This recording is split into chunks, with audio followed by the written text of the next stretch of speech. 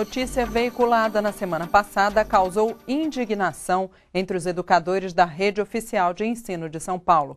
Tratava-se do chamado Vale Presente, em que a Secretaria da Educação daria R$ 50 a alunos que, com dificuldades em matemática, não faltassem às aulas de reforço. De acordo com a Secretaria, os alunos a receberem o reforço seriam escolhidos entre os que possuem notas baixas e o Vale Presente teria o objetivo de incentivar a participação nas atividades, que não seriam obrigatórias. Anunciada como revolucionária, a medida provocou muitas reações. Educadores criticaram a ideia, considerando-a antieducativa, já que iria premiar alunos com baixo desempenho, o que poderia incentivar as notas baixas. A Procuradoria Regional Eleitoral de São Paulo havia aberto procedimento para verificar a possibilidade de irregularidades na distribuição dos vales em período eleitoral. O próprio secretário admitiu que é um projeto que está muito cru e o retirou. Mas sempre existe o fantasma de que ele possa ser ressuscitado. Projetos lançados num dia como revolucionários e que no dia seguinte revelam-se inócuos não são novidade em São Paulo. Para a presidenta da APEUESP, o projeto como um todo é ruim, já que a questão principal não está sendo combatida. A professora Maria Isabel Azevedo Noronha entende que é preciso oferecer remuneração adequada para os professores e, com isso, estimular a procura à carreira de profissionais de qualidade, principalmente de matemática, em déficit na rede. Os baixos salários, a violência nas escolas, a falta de infraestrutura, de material pedagógico, entre outros pontos, aliados à política de desvalorização profissional, culpando os professores pelos maus resultados dos alunos, afastam jovens da carreira do magistério. É urgente repensar que ensino público queremos e que tipo de formação será necessária para ter profissionais qualificados e uma educação de qualidade. Para discutir carreira, a gente começa, eu acho que os dois princípios de valorização do magistério e de qualidade da educação, a qualidade do ensino, eles estão estreitamente vinculados. É impossível a gente pensar numa valorização do magistério que não tenha consequências absolutas para qualificar o ensino. Então, nesse sentido, nós temos de pensar num ingresso qualificado, portanto, com cursos qualificados, adequados às diretrizes educacionais, de modo que nós tenhamos professores no ingresso bem selecionados.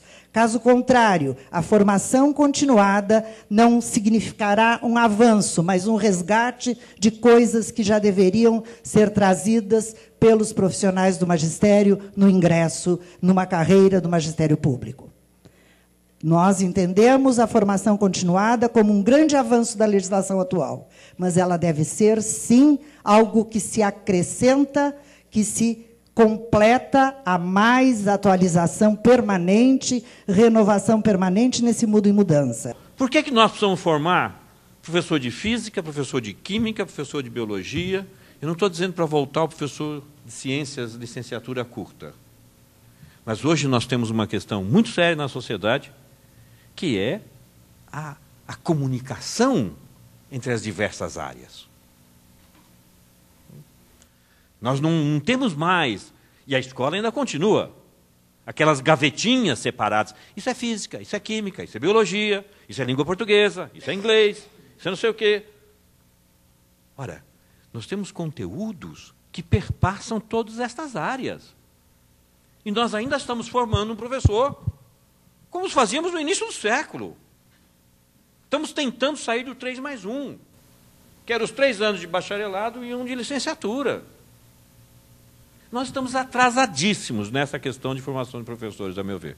Não resta dúvida de que, para ser professor, há uma formação específica que se dá em cursos de universidades, em cursos de licenciaturas, como diz a LDB, ela não é tranquila para alguns setores e segmentos da nossa sociedade, que buscam, de todas as maneiras, criar mecanismos para flexibilizar essa formação.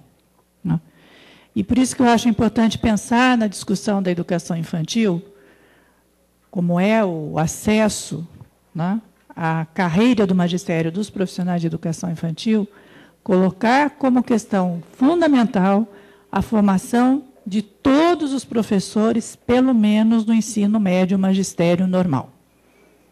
Ou seja, é preciso que nós possamos olhar para essa profissão, né, cumprindo pelo menos essa etapa fundamental do início e do ingresso na carreira.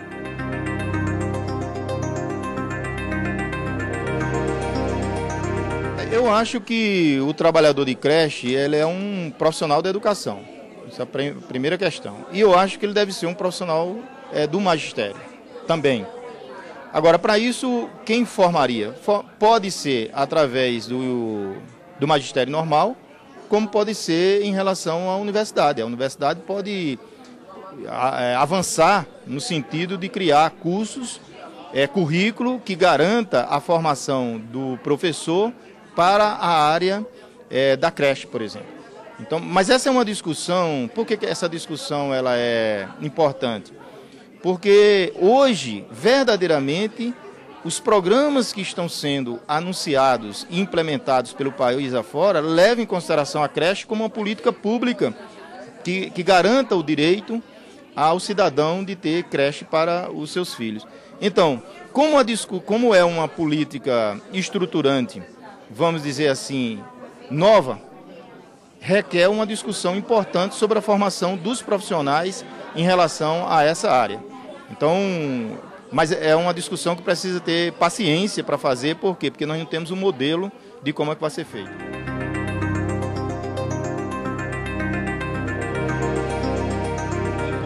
Essa questão de prêmio, gratificação e bônus é ligado à avaliação. E aqui é importante dizer que nós, como professores, nós não temos medo de avaliação, porque nós avaliamos nosso aluno. É nosso dia a dia, mas nós queremos uma avaliação do sistema. Anote na sua agenda as atividades do calendário de luta da APEOESP, já programadas para os meses de agosto e setembro. No dia 31, distribuição da cartilha A Preocupante Situação da Escola Pública em São Paulo, em todas as unidades escolares. Em setembro, de 1 a 7, plebiscito pelo limite da propriedade da terra, organizado pela CUT. No dia 7 de setembro, Grito dos Excluídos. Dia 21, encontros regionais preparatórios ao 23º Congresso da APEOESP. E num domingo, ainda a ser definido, na Avenida Paulista, caminhada em defesa da valorização e do respeito ao magistério paulista. A participação de todos os professores e professoras é importante para essa luta em defesa da escola pública de qualidade e da valorização profissional. Os resultados das várias avaliações não deixam dúvidas. O ensino público no estado de São Paulo precisa melhorar muito. Os resultados do último SARESP, Sistema de Avaliação do Rendimento Escolar do Estado de São Paulo, fizeram com que o secretário de Educação se pronunciasse, reconhecendo que, numa avaliação média, tivemos uma estagnação. Estagnação é até pouco quando se observa no próprio SARESP que a performance em matemática no ensino médio regrediu entre 2008 e 2009. A APEOESP insiste que o caminho para mudar essa realidade é o diálogo. Quando as autoridades tomam decisões sem consultar os professores e professoras que estão diariamente nas salas de aula, vivenciando todos os problemas que nossas escolas públicas apresentam, acontece o que acabamos de vivenciar, que é o anúncio de medidas num dia e sua retirada no dia seguinte, sem trazer os resultados esperados. Não há mais tempo a perder quando se trata de educação. Ou enfrentamos os desafios de maneira séria, como política de Estado, ouvindo todas as partes envolvidas, ou vamos arcar com as consequências de nossa indiferença. A escolha é de cada um. Até o próximo sábado.